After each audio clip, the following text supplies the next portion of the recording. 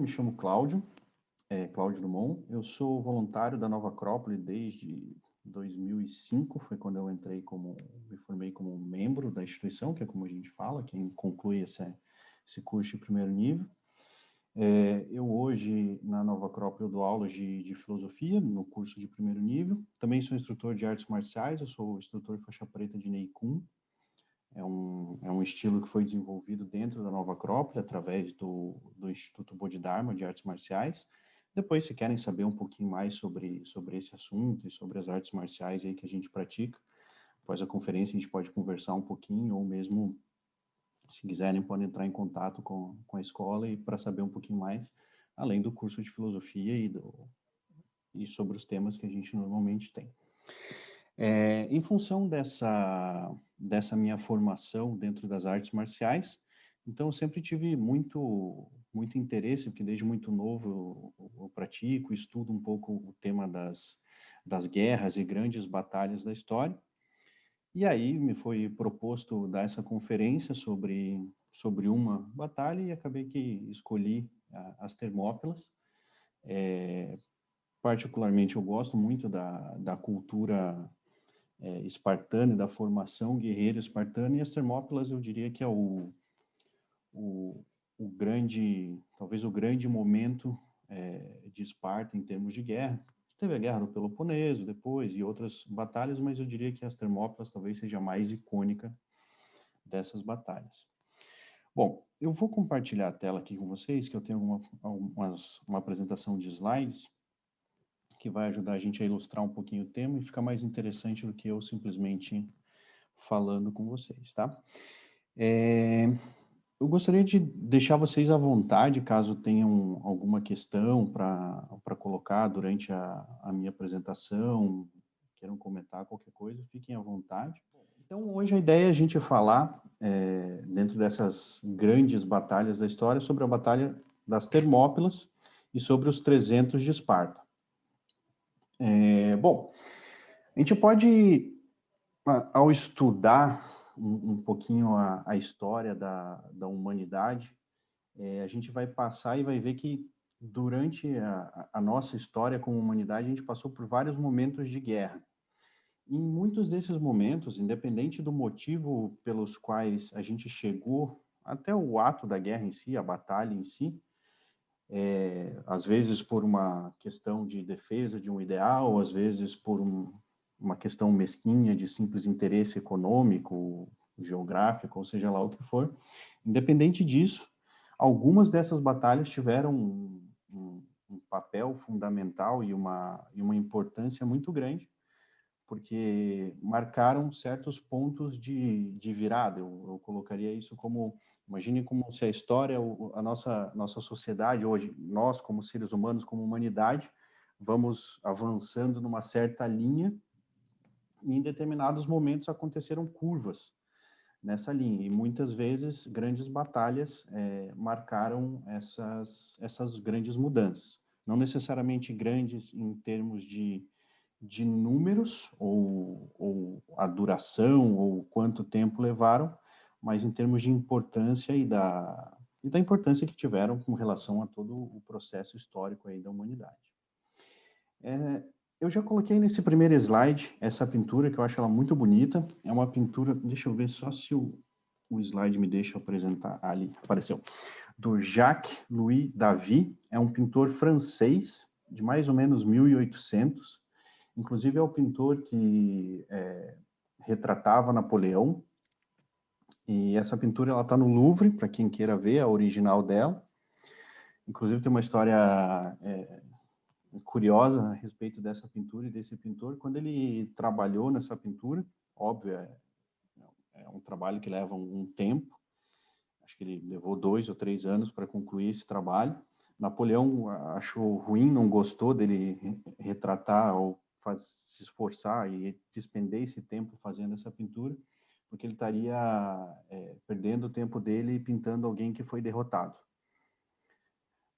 Diz que depois de Waterloo, Napoleão mudou de ideia e acabou definindo que essa pintura fosse copiada, representada e colocada em todas as academias militares da França, né? Então, não é só uma questão da vitória de uma batalha em si, mas é uma vitória moral que está implicada nessa pintura também. E é uma pintura muito bonita, e eu trouxe ela aqui para que a gente pudesse apreciar. O nome dela é Leônidas nas Termópilas, e é uma representação do Jacques Louis, de Leônidas nesse momento de glória dele nas Termópilas.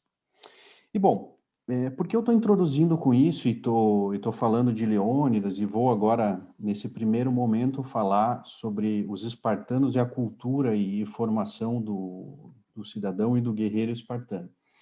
Porque isso é o que vai definir a capacidade que tiveram de ter feito o que eles fizeram.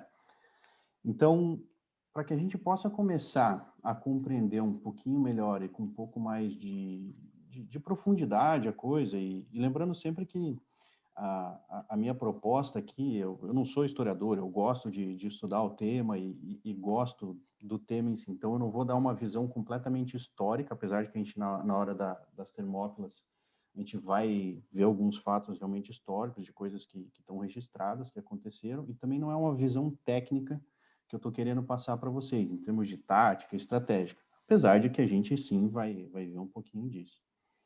Mas a ideia aqui é que a gente tente entender esse evento, ou esse acontecimento super importante para a nossa cultura, a partir de um ponto de vista um pouco mais, eu diria, filosófico, onde a gente vai tentar entender o porquê das coisas chegarem aonde chegaram e como os espartanos tiveram a capacidade de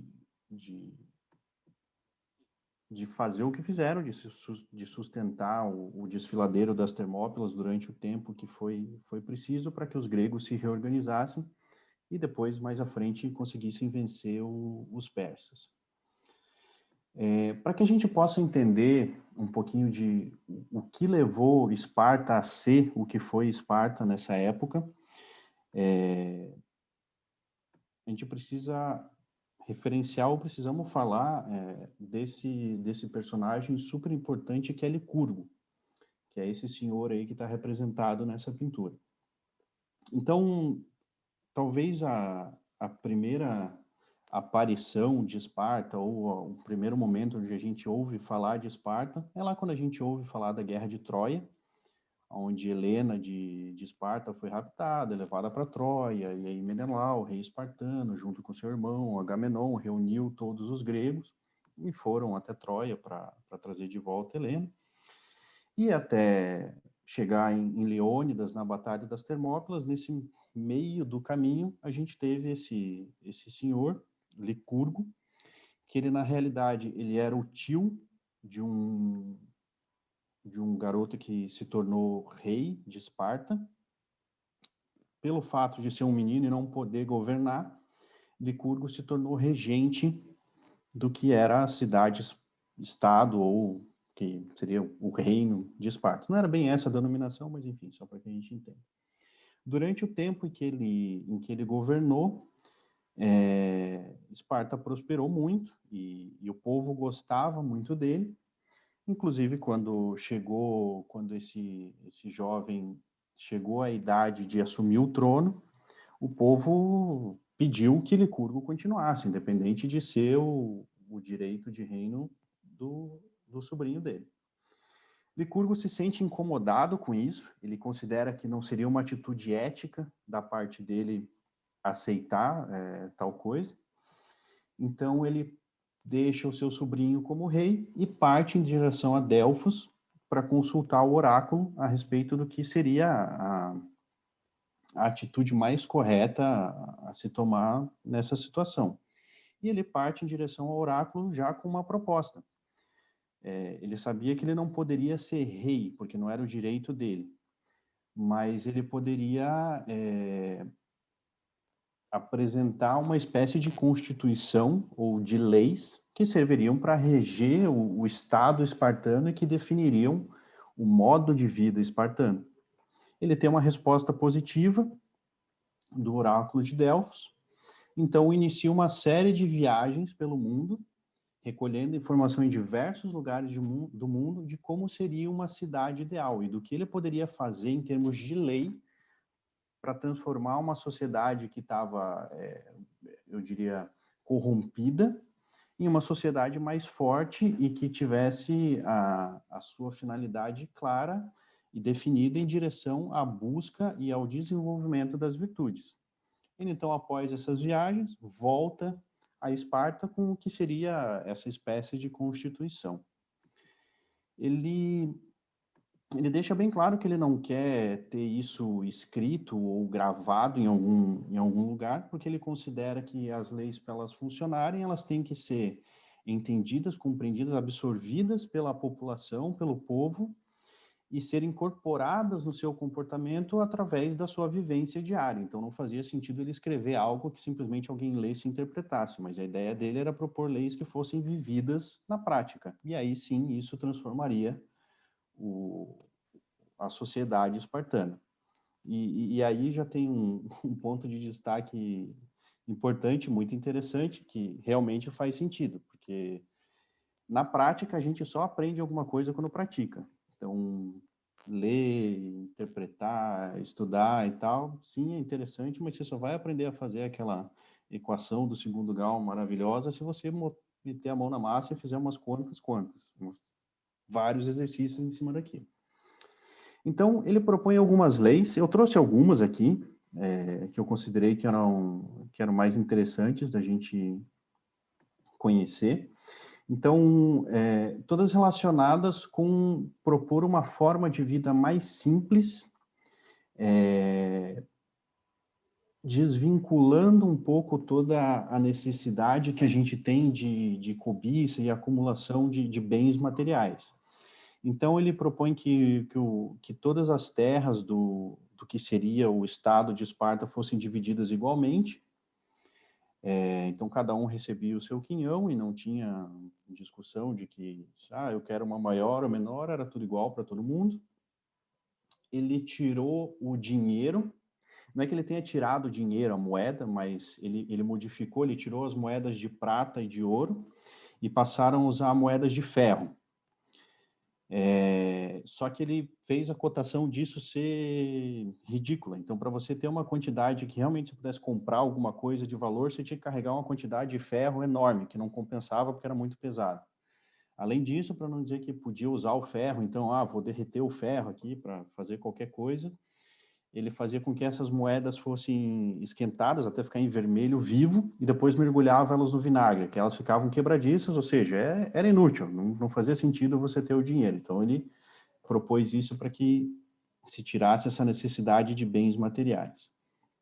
Depois ele propôs que todos os cidadãos de Esparta deveriam comer em cantinas comuns. É como se você tivesse um grande refeitório na cidade e todo mundo se alimenta lá. Café, almoço e janta, vai todo mundo para o mesmo refeitório para comer junto.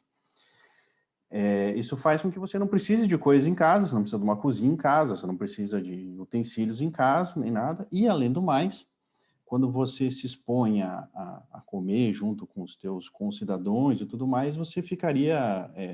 a intenção dele era que se você comesse de mais ou de menos, ou seja, se você cedesse às necessidades ou aos desejos do seu corpo, isso seria notado pelos demais, você ficaria envergonhado e evitaria que você se comportasse dessa maneira.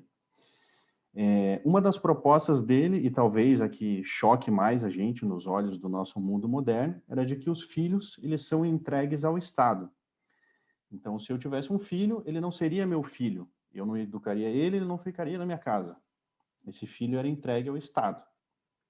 Então, e aí tem as lendas, histórias que contam que quando uma criança espartana nascia, ela era mergulhada nas águas geladas do rio Eurotas, e conforme ela reagisse, se berrasse, reagisse como se espera que uma criança saudável reage, ela era autorizada a viver e ser incorporada na sociedade espartana. Isso gerava que tipo de situação? Ninguém sabia quem, na prática, era filho de quem, porque na hora que você mistura um monte de criança, tá bom, pode ter um mais parecido com o outro, mas E aí isso gera um sentimento, ou vai gerando um sentimento de que todos são pais, filhos e irmãos de todos. Então você gera essa unidade dentro da sociedade que faz com que você comece a agir um pouco diferente, porque na hora que você vai falar com uma pessoa um pouco mais velha, pode ser teu pai, teu irmão, enfim. Então você tem esse conceito da família, ele é expandido para além da tua casa, para toda a cidade. Em termos práticos, Esparta não era uma grande cidade em termos de número. Eram em torno de 9, 10 mil cidadãos espartanos, que eram realmente espartanos, porque todo o trabalho que fosse laboral, ou seja, cuidar de lavoura, trabalhos manuais, qualquer outra coisa que não fosse a formação e a dedicação às artes da guerra eram feitos não por espartanos puros, mas por outros aldeões e tal, que eles consideravam como escravos. E, além disso, a busca da virtude da nobreza passou a ser o foco ou o ponto central do que seria o processo de educação e de formação do cidadão espartano. Então, esse desenvolvimento da virtude, essa busca pela virtude, passa a ser o foco do sistema de educação em Esparta. Isso eles fazem através do desenvolvimento das artes da guerra. Esparta era uma sociedade, era uma cidade guerreira. Eles não tinham outras coisas. E aqui tem um ponto interessante que vale ressaltar, da grande diferença que existia entre Atenas e Esparta, por exemplo. Atenas e Esparta você pode considerar como dois opostos. Uma era uma cidade cosmopolita, com filósofos, com comércio, com tudo que uma cidade, podemos chamar assim, uma metrópole, teria. E Esparta não, era completamente o oposto. E eles eram, inclusive, meio isolados do resto da Grécia, justamente por conta disso, das questões econômicas que Licurgo coloca, porque também ninguém queria fazer comércio com eles, porque as moedas deles não valiam nada. E também eles não pegavam nada com os outros, porque não tinha muito que interferir ali. Mas eles formavam guerreiros. Esse era a natureza da sociedade espartana após a implantação das leis de Licurgo. Dito isso, Licurgo, então, foi o grande responsável por essa modificação na sociedade espartana. Antes dele e depois dele, a gente tem uma grande diferença. Foi após a implantação das leis de Licurgo que a gente teve todo esse processo que culminou na formação do que seriam os guerreiros espartanos que foram até as Termópilas. No processo de educação desses guerreiros, como que funcionava isso? O menino espartano, quando ele nascia, ele ficava até certa idade com a família, e aí aos 7 anos ele ia para o que seria uma espécie de instituição, a gente poderia chamar assim, que é o agoge, que é uma espécie de colégio, ou seria a instituição que forma as crianças desde pequenas para serem os guerreiros que foram. Então, a formação desse guerreiro começava aos 7 anos, ele era levado porque seria uma caserna, onde ele ficava junto com os outros garotos de 7 anos, e a partir dali, ele vivia com esses garotos até a idade adulta. Essa formação deles era composta por exercícios físicos, em termos, podemos dizer assim, intelectuais, eles recebiam o básico da formação, o que seria o equivalente a ler e escrever, o nosso hoje, talvez, e de restante, eles eram formados para ser guerreiros. Então, eles tinham uma metodologia um pouco diferente, eu diria, e que talvez para os tempos atuais seja um tanto quanto chocante.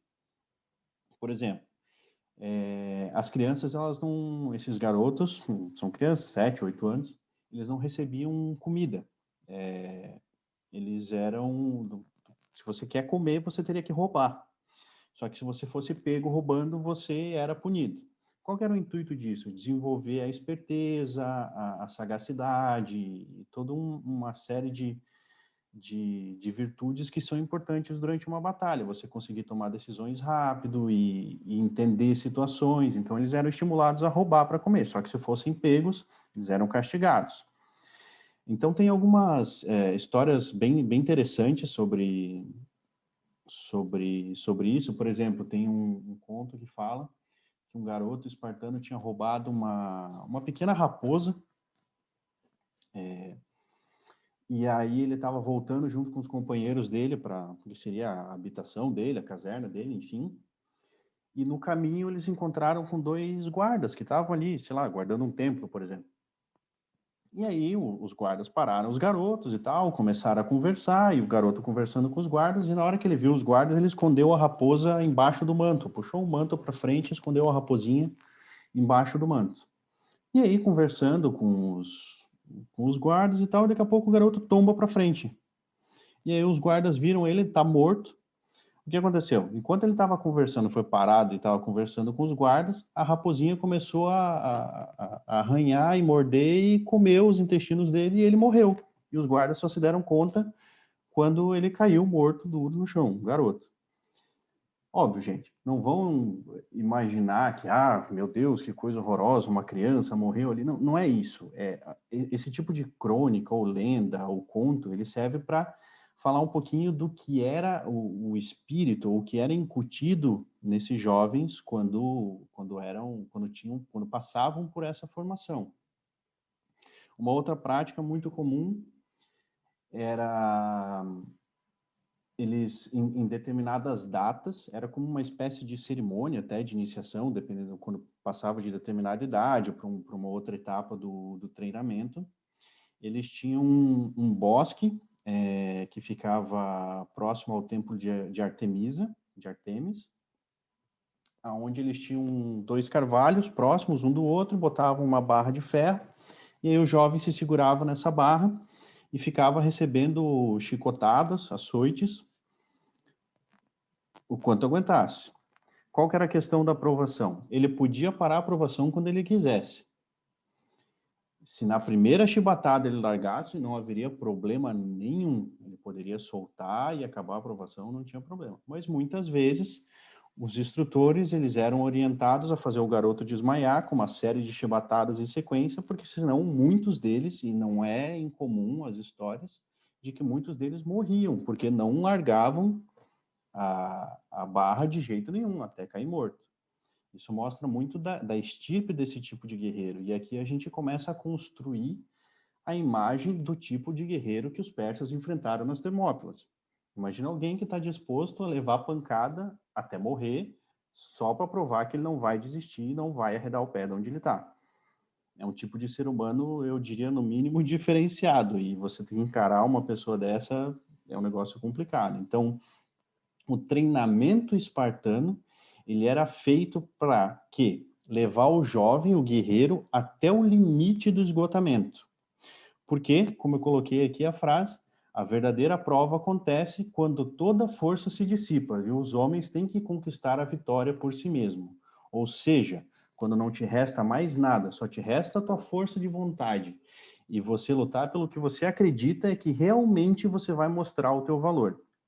E é nesse ponto que a gente começa a ter as diferenças entre um homem comum, entre um soldado comum e um guerreiro do nível de um espartano da época de Leônidas. Eles tinham uma espécie de código de honra, não é nada escrito e tal, mas é algo que, como ideias que permeiam o que seria o ideal do guerreiro espartano, que é como eu estou descrevendo aqui: preservar a liberdade mais que a vida, abster-se do prazer em nome da virtude, suportar a dor e sofrimento em silêncio, obedecer às ordens fielmente, nunca faltar a palavra dada. Essas frases, elas mais ou menos determinariam o ideal de vida de um guerreiro espartano. E aí também, da mesma forma, a gente tem algumas histórias e contos interessantes. Tem um que eu acho muito interessante, que falam que uma vez um espartano estava numa batalha e aí ele estava pronto para desferir o golpe final e matar o seu oponente, e quando ele estava começando esse golpe, tocou a trombeta para reunir de novo e voltar à retaguarda. Ele para o golpe no meio e começa a se afastar para voltar e cumprir a sua ordem. E aí o inimigo deitado no chão, já entregue, se revolta. Espartano, como assim? Você não vai finalizar aqui e me matar? E aí o espartano responde para ele que só tem uma coisa melhor que matar o inimigo, obedecer às ordens do rei. Então essa é o tipo, é a índole do guerreiro espartano. Então isso define o guerreiro espartano, né?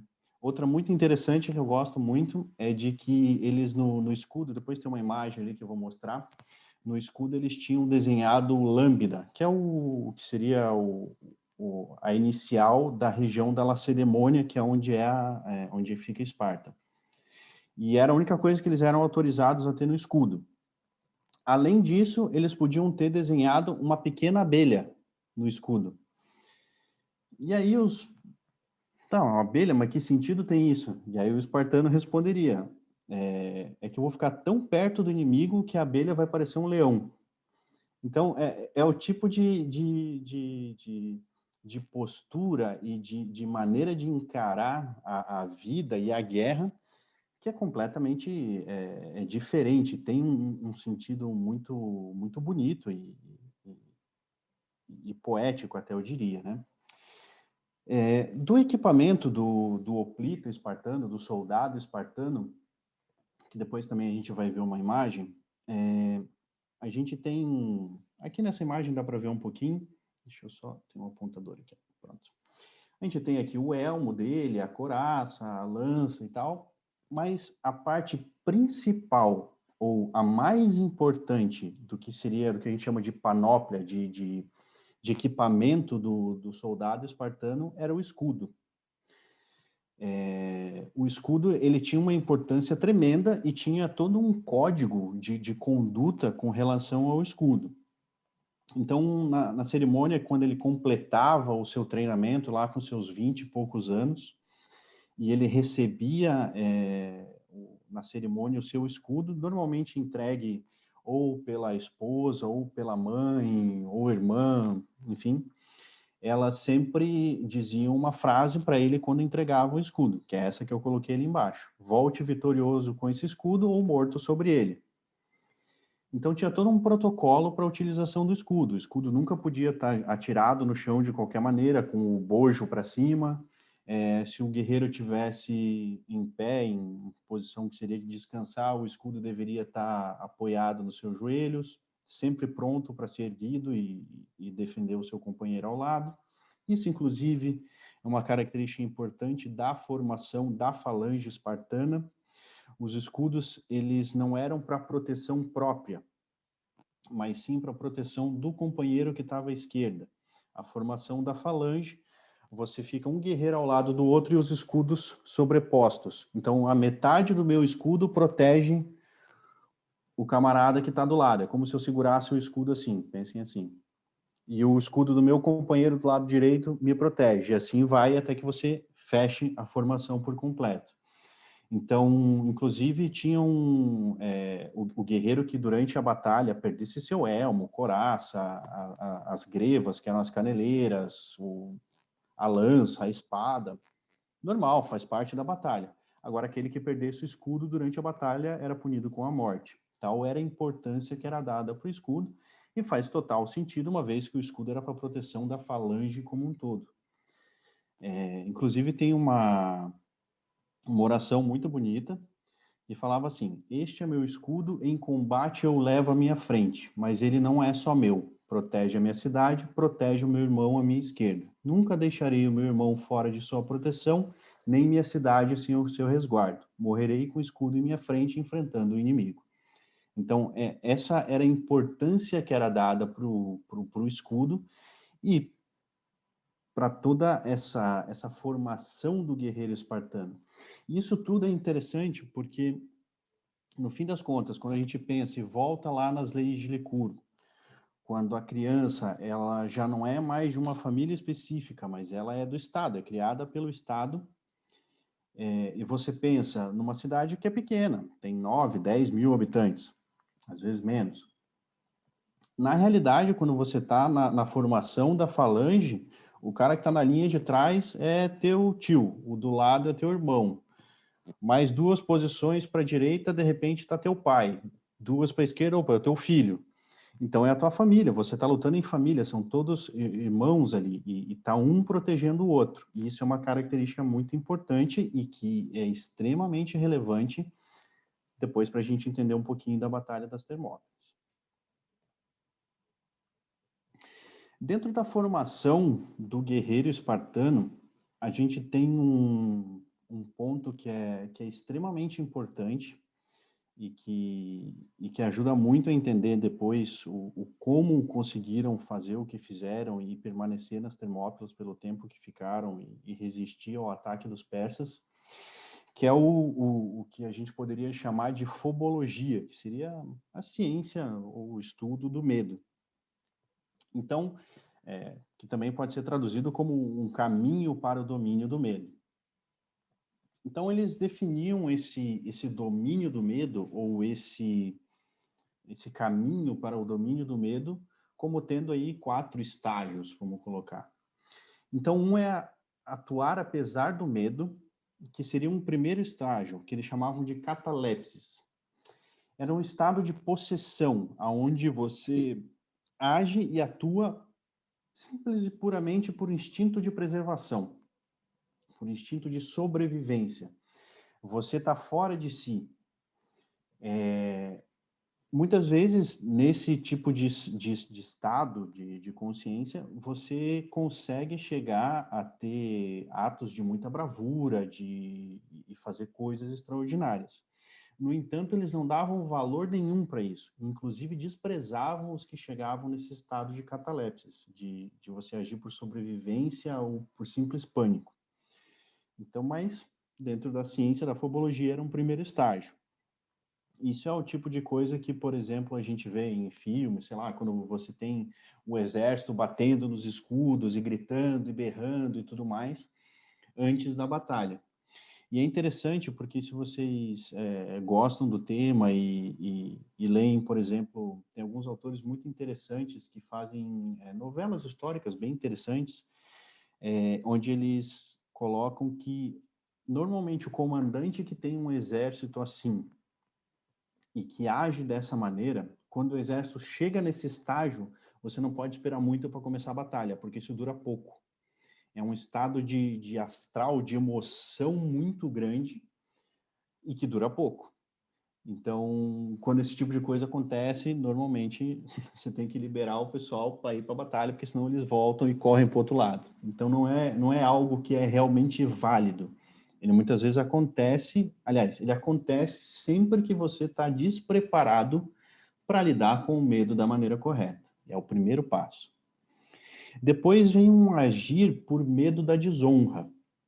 É um estágio superior a essa catalepsis, a essa possessão, mas ainda assim você está agindo por medo. Você, nesse estágio, você tem mais medo de desonrar a tua família, a tua cidade, teu ideal, do que medo da morte. E aí você faz o que tem que ser feito, vai para a batalha e luta por medo da desonra. Então,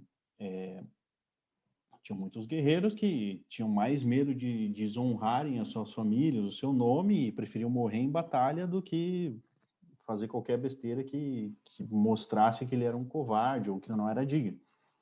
Mas ainda assim é agir por medo. Aí a gente tem um terceiro estágio, que é um pouco mais elevado, que está relacionado com a busca da glória. Então eu vou agir por desejo da glória, já não é mais por medo. Eu já não tenho mais medo da desonra, eu já não tenho mais medo da batalha, mas eu estou agindo por desejo da glória.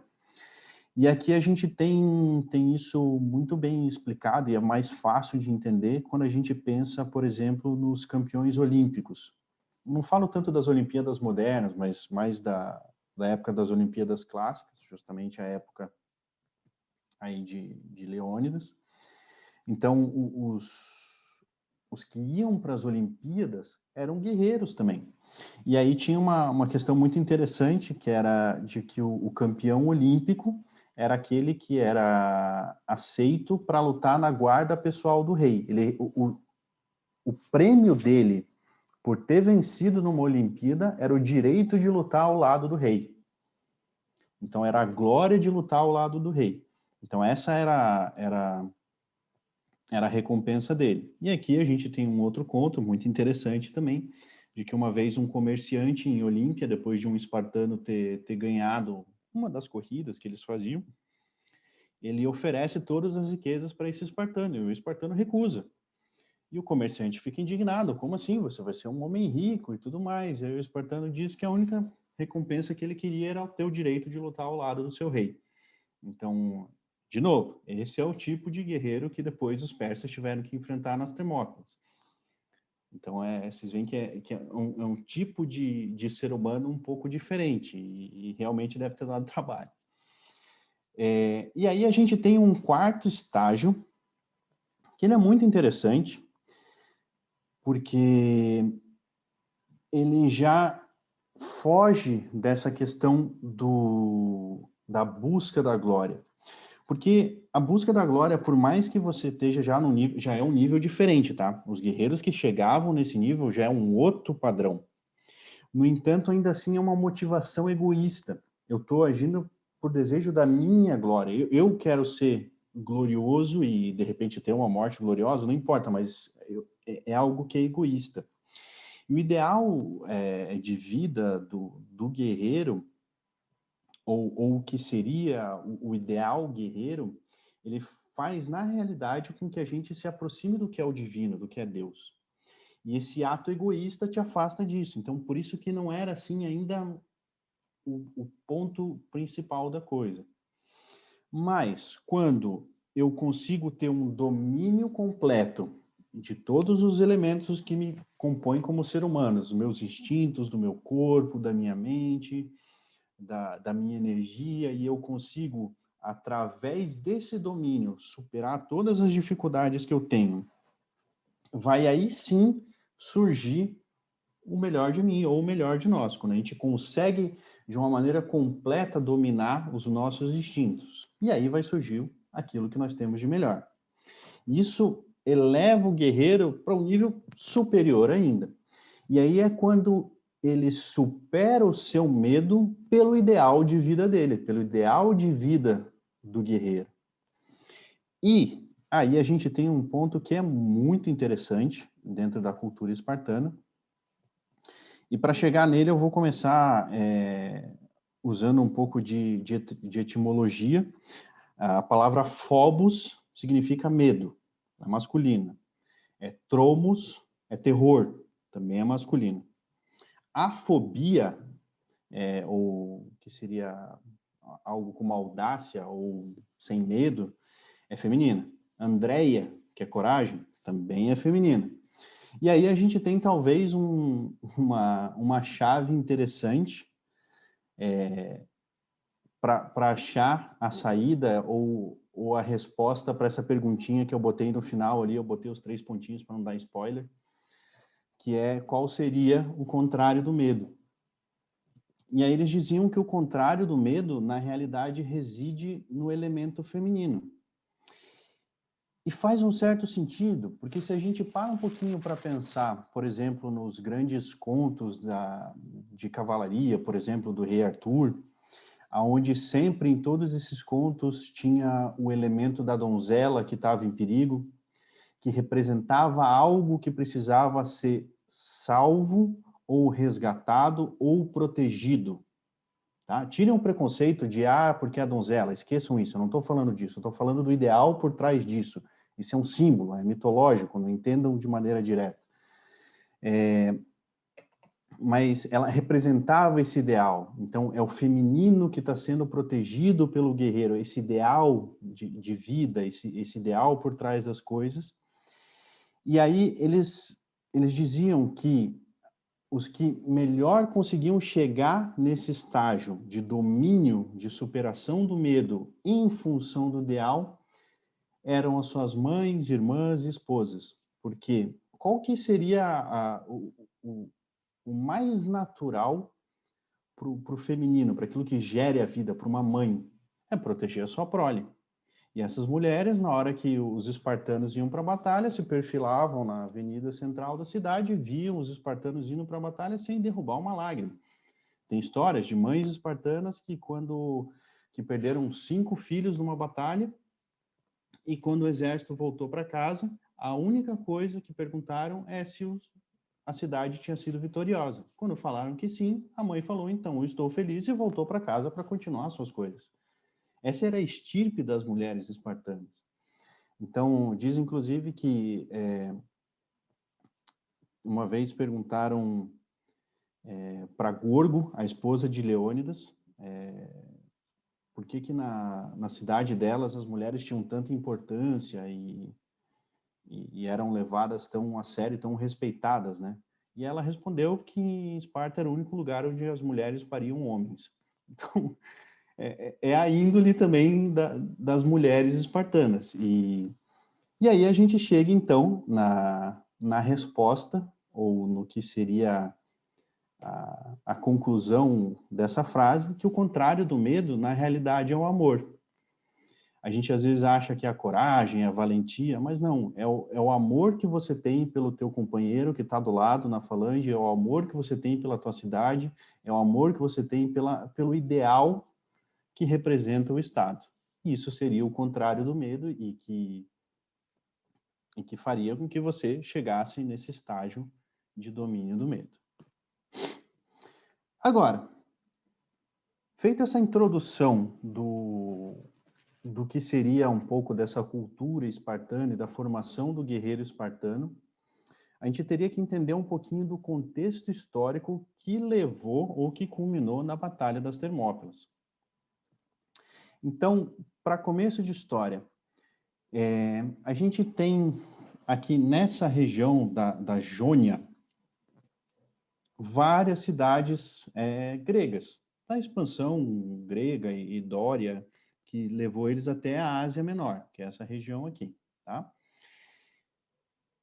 Em mais ou menos 500 a.C., aconteceu uma revolta dessas cidades, apoiada por Atenas e uma outra cidade grega, aqui, Hierétia, que ajudaram financiando, mandando tropas, apoiando, enfim, nessas revoltas. Por que essa revolta aconteceu? Por conta do domínio persa. O Império Persa está todo para o lado de cá, aqui é a Grécia, tá? Depois eu vou mostrar um mapa melhor, vocês vão entender melhor. E o Império Persa era quem dominava essa região, e por de repente, eu diria, má escolha de Dário I, na hora de escolher os governantes, que eram tirânicos e oprimiram essas cidades, eles se revoltaram. Tiveram algumas batalhas importantes, elas estão marcadas aqui no mapa. Micale, Lade, Melênio, tem uma em Éfeso também, aconteceu uma batalha importante. Essa revolta, ela foi suprimida por Dário. Ele enviou, então, um exército de retaliação por conta dessa revolta. Esse exército avançou pela Europa aqui, e isso culminou depois na Batalha de Maratona, certo? Bem aqui onde eu estou passando o cursor. Isso em 490. Dário foi derrotado, se retiraram e ficou por isso, por enquanto, em 490. O Império Persa continuou a sua expansão. Essas cidades aqui acabaram perdendo depois, porque elas estavam muito isoladas do que seria a Grécia, cidades menores, não tinham tanta potência, foram dominadas novamente. Dário morre, assume Xerxes, o filho dele, e ele organiza o que seria talvez a maior expedição da história das guerras antigas aí da antiguidade, porque até o que a gente chama de guerras greco-persas ou guerras médias ou médicas, não se tem um relato de batalhas ou de campanhas de guerra como foi a de Xerxes. Por que isso? E aí aqui eu vou sair da minha apresentação e vou mostrar o mapa aqui. Ó. Hoje em dia a gente tem o Google, e aí é interessante para ver as coisas de um jeito, uma perspectiva um pouquinho diferente. Ele saiu mais ou menos aqui dessa região, certo? Aqui, ó, eu vou tirar um pouco o zoom. Aqui é a Turquia. Tá vendo? A região da Turquia. O Império Persa ia aqui da região da Turquia, Síria, onde mais temos aqui? Iraque, Irão, Afeganistão, era enorme. E essa revolta das cidades da região aqui da Ásia Menor, ela afetou muito o Império de Dario, porque é mais um afetar a nível moral, de que você tem cidades se revoltando, e isso abre o pressuposto para que outras cidades se revoltem, e aí você tem o caos no Império. Então ele tinha que reprimir isso. Aqui é interessante o Google, porque ele dá uma certa medida. É óbvio que não é exatamente isso, mas provavelmente foi uma coisa parecida. E por que é tão importante essa campanha de Xerxes? Porque foi a primeira vez que aconteceu de ter uma campanha dessa dimensão.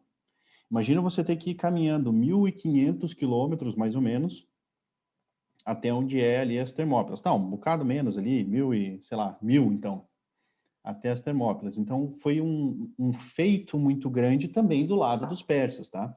Eu não estou aqui contra os persas, eu estou expondo um pouco o ponto de vista. Inclusive, tem algo que é muito interessante, que eu considero muito bonito também dentro dessa história, que é importante dessa campanha, que é a travessia do Helesponto. O Helesponto, ou Estreito de Dardanelos, é esse trecho aqui, ó. Estão vendo, ó? Aqui é a Europa, e aí a gente tem os pontos mais próximos entre Ásia e Europa, estão aqui, ó, no Estreito de Dardanelos, ou aqui no Bósforo, aqui onde é Istambul, hoje em dia. Ele cruzou por aqui. E aí a história, Heródoto tem relatado de que ele fez uma ponte de barcaças para atravessar o seu exército. E aí tem algo que eu acho muito bonito também, que pela primeira vez na história, a Ásia e a Europa estavam unidas, porque ele fez uma ponte de barcaças para permitir que o seu exército atravessasse. Bom, voltando ali para o nosso slide, então.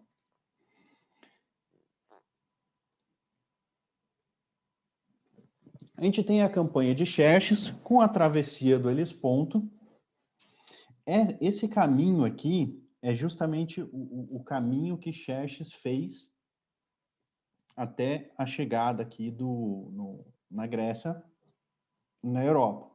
Então ele sai de Sardes, da província da Líbia, da Lídia, que chamavam, passa por essas cidades.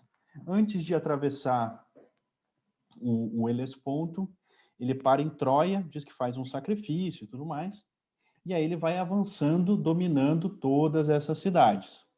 E antes de chegar a essas cidades, ele enviava um emissário, que aparece lá, famoso no filme dos 300, se vocês viram, solicitando água e terra, que era o símbolo de submissão.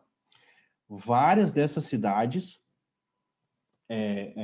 ofereceram as oferendas de água e terra, se submetendo a Xerxes, só que Atenas, Corinto e Esparta não. E aí elas se organizam e formam o que seria a Liga grega, que decide combater Xerxes. Ele então chega até as Termópilas. Cadê as Termópilas? Locris. Opa, volta lá. Está aqui as Termópilas. É parado aqui o avanço dele durante um pequeno período de tempo pelos espartanos e seus aliados. Quando ele vence os espartanos, ele continua avançando até a região da Ática, entra em Atenas, queima Atenas, isso é um outro fato importante. Então ele destrói Atenas, já estava sem os cidadãos, todo mundo tinha evacuado a cidade já para a ilha de Salamina, que está aqui. Acontece então a Batalha de Salamina, é uma batalha naval entre a frota grega e a frota persa.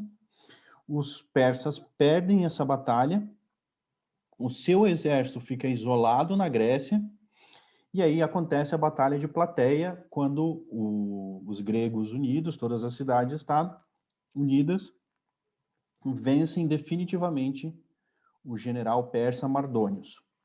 E aí acabam as guerras médicas. Por que eu estou falando da Batalha de Salamina e de Plateia? Porque elas são o que vem logo a seguir da Batalha das Termópilas. A Batalha das Termópilas aconteceu em 480 a.C., a Batalha de Salamina em 480, no mesmo ano, e de Plateia no ano seguinte, 479. As Termópilas foi mais ou menos no mês de agosto. Salamina um pouco depois e aí Plateia já no início do outro ano. Tem um fato muito interessante sobre a Batalha de Salamina e que tem relação com a batalha que a gente falou antes, que era a de Maratona, que é o seguinte, quando acontece a Batalha de Maratona, tem um cidadão ateniense de nome Temístocles, que ele se dá conta de que isso não vai parar ali, e de que vai ter consequências aquela vitória grega. E aí ele começa a organizar a cidade de Atenas e a promover que seja construída a frota que derrotou a frota persa em Salaminas. São 10 anos de diferença. Entende que hoje em dia não é assim, imagina naquela época, para você construir uma frota de navios. Você leva um tempo para fazer isso. Então, ou você planeja isso, ou então simplesmente você não vai ter a frota para enfrentar o inimigo. Isso é interessante, porque a gente vai vendo as consequências ou o que cada evento desse vai gerando e colaborando para o próximo. Então, essa batalha acontece por conta disso, esse cidadão aí que organizou tudo isso, inclusive, ele incentiva os comandantes gregos para que eles lutem em Salamina, porque eles ainda estavam numa postura meio defensiva, e ele incita eles a atacar, e realmente eles vencem a frota persa, e aí isso leva à derrota final dos persas. Quando acontece a batalha de Salamina e os persas perdem, Xerxes volta para a Ásia Menor e deixa o comando do exército que tinha ficado para Mardônios, que era como se fosse um tio dele, que inclusive foi quem liderou a primeira campanha de Dario lá em 490. Agora, deixa eu beber uma água. Por que o desfiladeiro das Termópilas? Vou voltar para o mapa, porque aqui a gente consegue ter uma visão um pouquinho melhor da coisa. Vou passar para satélite. Qual que é a característica física desse desfiladeiro, tá? Hoje em dia, óbvio, 2.500 anos depois da batalha, é muito diferente. Mas na época da batalha, esse trecho de terra entre as montanhas que vocês estão vendo aqui, por isso que eu botei a visão de satélite, eu acho que vocês conseguem entender que aqui são montanhas, né? E o mar era muito curta. Era algo como, seriam 100 metros de largura e talvez nem isso. Então, era uma região que, para que você pudesse passar caminhando e chegar até a região da Ática, aqui, para vir a pé, por terra, você é obrigado a passar por aqui. Aqui são montanhas, tá vendo? São escarpas, é um terreno extremamente complicado de você passar. Imagina você passar com, como diz Heródoto, com 2 milhões de homens, que era o que ele dizia que tinha o exército persa. Então, aqui é o ponto de defesa mais apropriado para essa situação.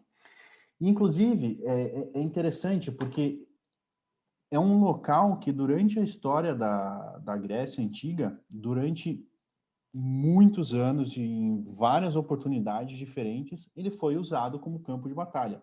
É um campo de batalha natural, porque ele reúne todas as condições para que ser defensável, no caso de você precisar defender. Então, isso acaba fazendo com que o lugar chame muito isso da guerra também. Ele é um bom lugar para guerra. Então, o nome desse lugar é Termópilas, quer dizer portas quentes. Isso é porque nessa região tem fontes de águas termais e é a única rota de terra disponível para você passar ali da parte norte da Grécia para a parte sul. E ele é estreito e apertado, e era justamente o que os espartanos e os gregos precisavam. Por quê?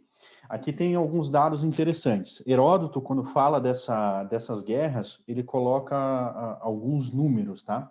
Então, ele fala que o exército persa tinha em torno de 2 milhões de homens. E aí distribui isso entre infantaria, cavalaria, enfim, tudo que faz parte de um exército. Alguns historiadores já fizeram um estudo sobre isso, e existe um número plausível, ou que seria concebível para isso, que é em torno de 250 mil homens. De qualquer maneira, a força espartana, junto com os aliados que defenderam as Termópilas, eram em torno de 5 a 6 mil homens. Não interessa se eram 2 milhões ou 250 mil, é uma proporção absurda. E mesmo que os espartanos e os aliados fossem um pouquinho menos, também seria uma proporção absurda, então o desfiladeiro das Termópilas ele se mostrava o melhor lugar para ser defendido. E por isso foi escolhido como local da batalha. Aqui a gente tem um gráfico que é bem interessante, que talvez ajude a entender um pouquinho melhor. A entender um pouquinho melhor como funcionou a batalha em si. Então, aqui como eu tinha colocado para vocês, ficam as montanhas,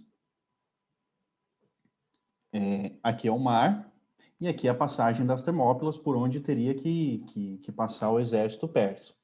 O acampamento persa,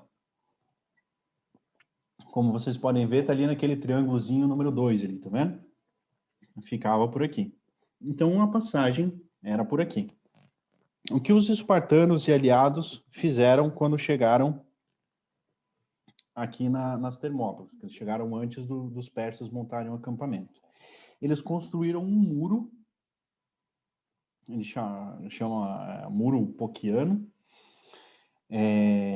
e lutavam a partir desse muro, como uma forma de impedir os persas de avançarem. E aí, de novo, a gente tem outro dos contos e crônicas do jeito espartano de ser, que quando eles chegaram nas Termópilas, ainda tinha gente, e as Termópilas na época da batalha, elas funcionavam meio que como um balneário, assim, imagina, um balneário no sentido de uma estância de verão, onde você vai para tomar banho termal e curtir uma lama quentinha e tudo mais. E diz quando eles chegaram lá, tinha inclusive gente de férias lá, curtindo e tudo mais. Eles expulsaram esse pessoal, saiam daqui porque o exército persa está chegando. E aí eles tinham que construir esse muro, que é uma forma de ajudar eles também a defender o desfiladeiro. E aí começou uma discussão de como deveria ser construído o muro e vários, não, porque eu sou engenheiro e arquiteto, vamos fazer assim, assada, melhor ele ser em ângulo, assim e tal, e nessa discussão toda, e aí diz que Leônidas, de repente, sai dessa bagunça toda, pega uma pedra, põe num lugar. Volta, pega outra pedra, põe no outro lugar. Volta, pega mais uma, até que alguém diz, seus idiotas, vocês vão deixar o rei construindo o muro sozinho ou vocês vão lá ajudar? E aí eles constroem o muro, então Leônidas fala para eles, olha, não é um muro de pedras que vai proteger a Grécia, é um muro de homens. E eles fazem o muro que ajudou eles, sim, mas no fim das contas, quem defendeu o desfiladeiro foram eles, não foi o muro. O muro era só uma ajuda. A batalha. Como aconteceu a batalha? Em termos de tempo, o tempo que eles seguraram o exército persa foi mais ou menos uma semana.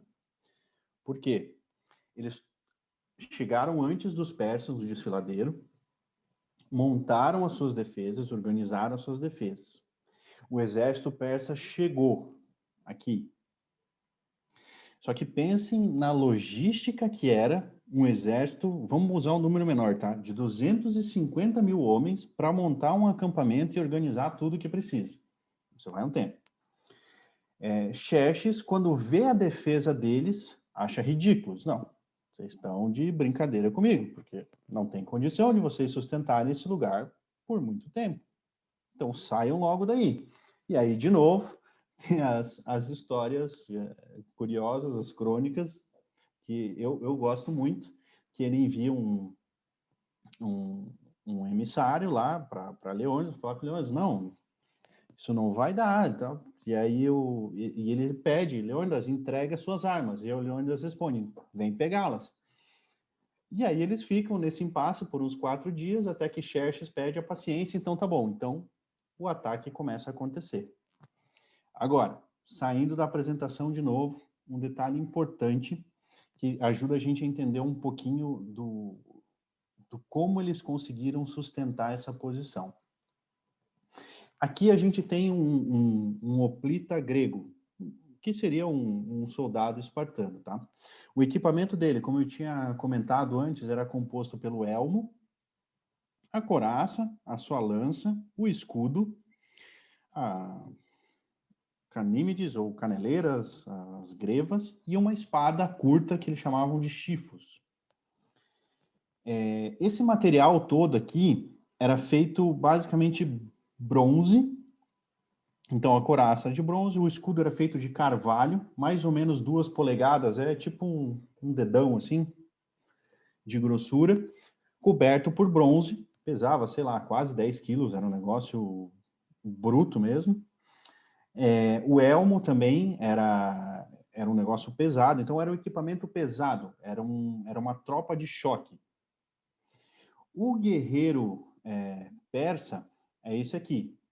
É muito mais leve o equipamento. O escudo feito de vime, normalmente, isso aqui seria a representação do que seria um imortal, que é a tropa de elite persa.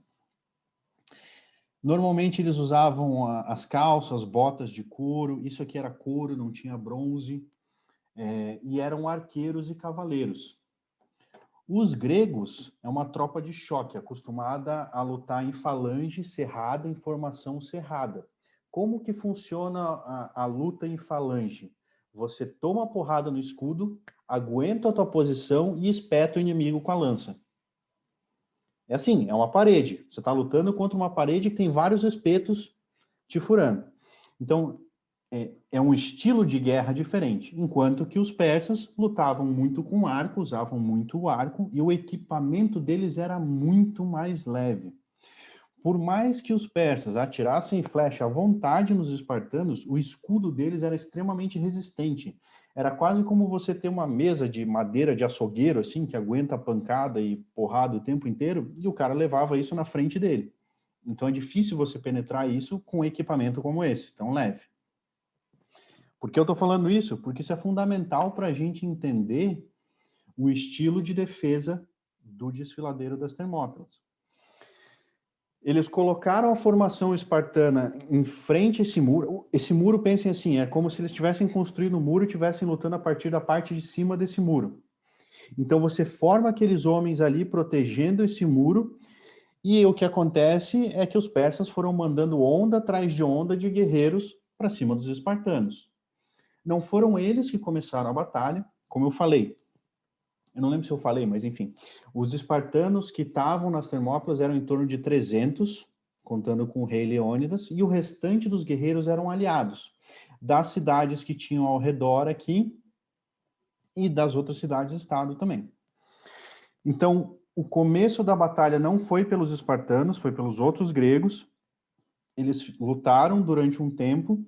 Quando se cansaram, se retiram e aí entram os espartanos. E os persas mandando onda em cima de onda de inimigos e todos eles morrendo um atrás do outro. Isso fica muito bem representado, muito bem representado, mas é meio caricato, mas fica bem representado no filme dos 300, que a gente vê onda sobre onda de guerreiros, inclusive tem relatos de Heródoto de que ficou um muro de corpos em determinado momento, porque foram sendo mandados guerreiros atrás de guerreiros, e a reposição persa era praticamente infinita, comparada com a espartana, e aí nisso eles conseguiram resistir durante um dia inteiro. Começou o segundo dia de batalha, resistiram novamente, o mesmo tipo de estratégia.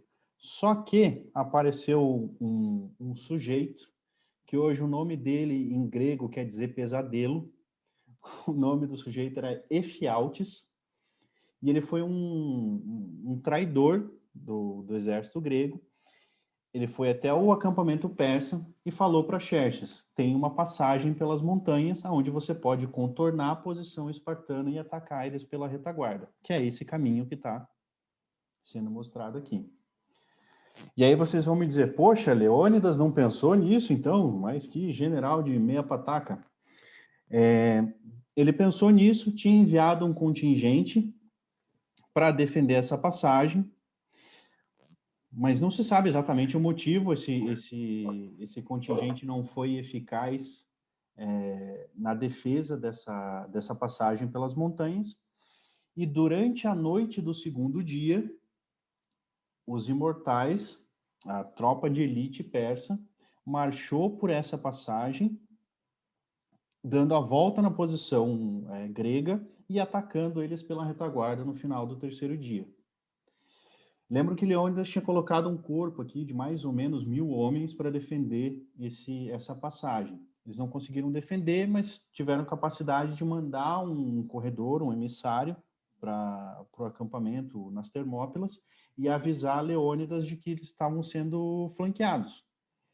Leônidas, então, evacua todos os aliados gregos, com exceção dos téspios e tebanos, que se recusaram a sair, e fica apenas com os espartanos para defender as Termópilas, enquanto os outros aliados estavam se retirando.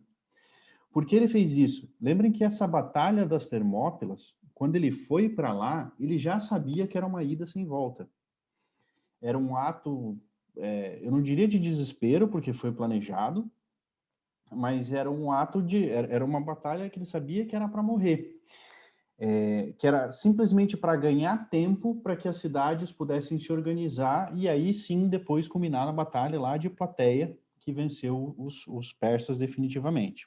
Então ele evacua esses outros gregos e fica para defender o desfiladeiro até o último homem. Na manhã do terceiro dia, os persas chegam à retaguarda dos gregos e a atacam pelos dois lados. De novo aqui a gente tem as crônicas espartanas, que são extremamente interessantes. Na manhã do terceiro dia, enquanto a batalha acontece, Leônidas é ferido e morre. E aí diz que aconteceu uma luta horrorosa pela defesa do corpo dele. E de que morreu pelo menos uns 20 guerreiros espartanos para evitar que o corpo dele fosse levado pelos persas. Tal era a importância e a magnitude que tinha esse líder para esses soldados, para esses cidadãos espartanos. Então, ele tinha uma importância muito grande como líder, como rei. Isso se refletiu depois quando teve a sua morte e toda a luta para recuperar o seu corpo. No entanto, era uma desvantagem absurda e os persas, eles começaram a matar os espartanos à distância, com flechas e tudo mais, até o último homem. Xerxes ficou tão irado com essa afronta que foi as Termópilas, que ele fez algo que normalmente não era feito nem pelos persas, nem pelos comandantes de exércitos nessa época, porque esse é um tipo de guerra diferente do que a gente tem hoje. Era uma guerra onde você tem muito mais do espírito da nobreza, da honra, do valor do guerreiro. Então você respeita o teu adversário. Só que Xerxes ficou tão irado e tão fora de si com essa afronta que foi essa resistência dos espartanos nas Termópilas, que ele recupera o corpo de Leônidas dos mortos, esquarteja o corpo e deixa ele crucificado nas Termópilas.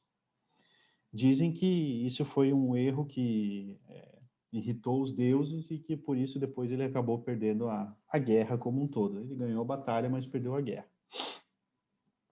Ele então vence a Batalha das Termópilas e, como eu já descrevi antes, vai até Atenas e tudo mais, e tem a Batalha de Salamina, Plateia, enfim, isso já falamos. Agora, sobre a guerra, e isso é interessante, porque no fim vai ser a conclusão aí da minha fala nessa tarde aí de ensolarada que estamos tendo hoje.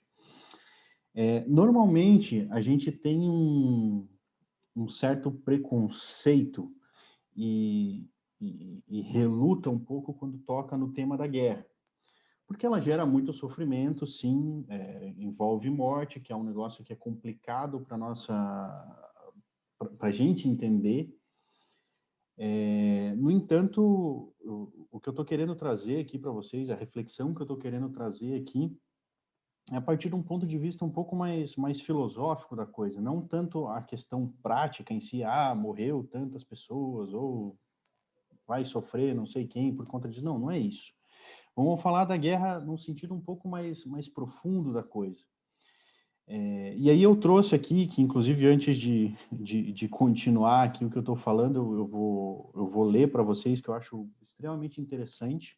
É um trecho desse livro aqui, ó, Portões de Fogo, do Steven Pressfield, que conta a história, é uma novela que conta a história da Batalha das Termópilas, e onde num trecho do livro ele coloca o seguinte: a guerra não a paz produz a virtude, a guerra não a paz purga o vício, a guerra e a preparação para a guerra suscita tudo que é nobre e digno em um homem, une-o a seus irmãos e o liga em um amor altruísta, erradicando no cadinho da necessidade tudo que é vil e ignóbil. Ali, no moinho sagrado do assassínio, o homem mais vil pode buscar e encontrar essa parte de si mesmo, oculta sob a corrupção que reluz intensa e virtuosa, digna de honra diante dos deuses.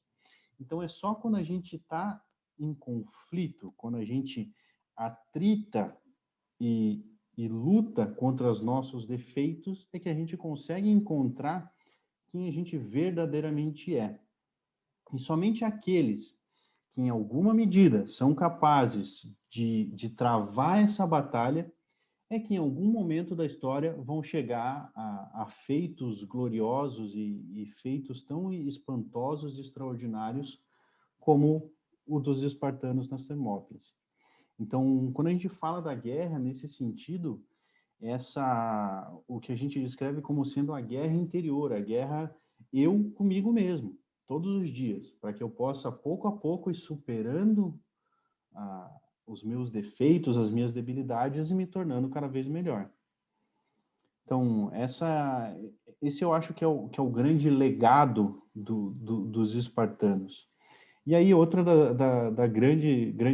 a outra grande diferença que a gente tem de Esparta para as outras cidades gregas.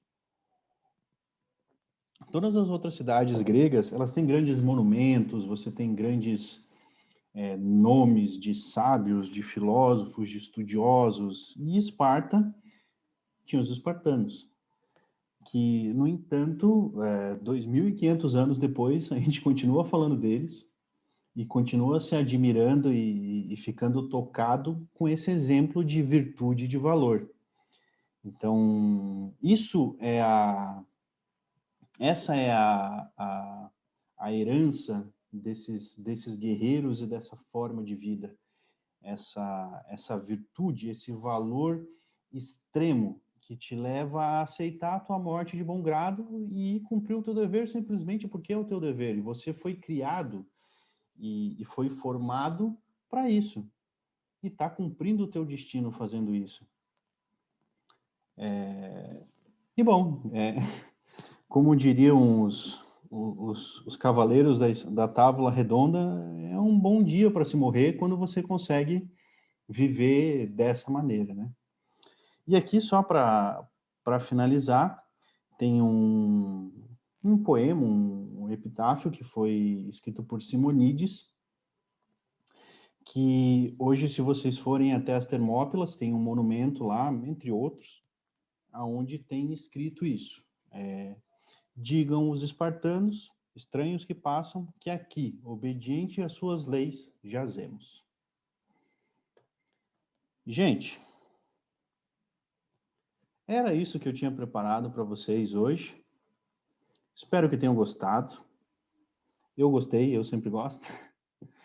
É uma história muito, muito interessante. Óbvio, eu não pretendia abranger todos os detalhes, nem todas as questões. A ideia era passar o meu ponto de vista e das coisas que eu acho interessante, que gosto muito dessa história toda. Espero que vocês tenham gostado. Se querem entender um pouquinho mais de como isso tudo funciona e de como viver um pouquinho mais de acordo a esse tipo de ideal, eu recomendo o curso de Filosofia Maneira Clássica. Então, sempre ajuda a gente a entender e compreender um pouquinho mais de nós mesmos e e de como funciona o mundo, de como a gente pode tornar o mundo um pouquinho melhor. E antes de eu finalizar, só tem um negócio importante, que aí tem a ver com o ponto de viragem histórica aí que eu tinha comentado no começo. Após essas guerras médicas e o final lá com a Batalha de Plateia, foi quando começou a se ter a ideia de um Estado helênico, da Grécia como um todo, como o Estado helênico, vamos chamar assim. Antes disso, eles tinham uma organização de cidades-estado, cada um cuidando do seu, e aí, após essas guerras, teve uma mudança política, eu diria, onde eles começaram a se integrar mais e aí surgiu o que a gente conhece como a Grécia e depois a Magna Grécia, assim vai. Então, também aí a gente tem um papel muito importante das guerras, né? Que por mais que às vezes elas gerem sofrimento e a gente entenda elas de uma maneira ruim, elas também têm seu ponto positivo, né? Então, e o mundo hoje também é do jeito que é por causa disso, né? Porque imagine se os persas tivessem ganhado, talvez a gente fosse mais parecido ao que a gente vê, por exemplo, no Irão ou no Iraque, do que o nosso jeito ocidental europeu de ser.